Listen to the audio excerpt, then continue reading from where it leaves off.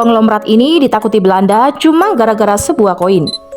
Apakah kalian tahu, ternyata di Indonesia, tepatnya di Semarang, ada seorang konglomerat yang tidak hanya disegani oleh para pribumi, melainkan bahkan ditakuti oleh para serdadu Belanda. Namanya adalah Tasripin. Tasripin dikenal sebagai konglomerat pengusaha kulit dengan harta yang tersebar di berbagai wilayah Semarang pada masa penjajahan kolonial Belanda. Saking kayanya, Tasripin juga terkenal sebagai legenda tuan tanah. Tasripin disebut dalam koran The Lokomotif 1902 mengantongi izin untuk menyembelih hewan ternak di tempat penjagalan di Kampung Bedu. Kulit hewan ternak yang disembeli kemudian dimanfaatkan untuk pembuatan wayang kulit. Saat itu Tasripin mengembangkan bisnisnya di berbagai sektor. Selain di bidang kulit, bisnis Tasripin juga menambah kopra, kapas, hingga properti. Karena kaya raya, Tasripin pun dikenal dekat dengan Ratu Belanda, yaitu Wilhelmina. Sejumlah uang koin diberikan Ratu kepada Tasripin. Secara detail, koin ini pada kedua sisinya bergambar wajah sang Ratu Belanda. Atas pemberian hadiah itu, ia kemudian memasang beberapa uang koin hadiah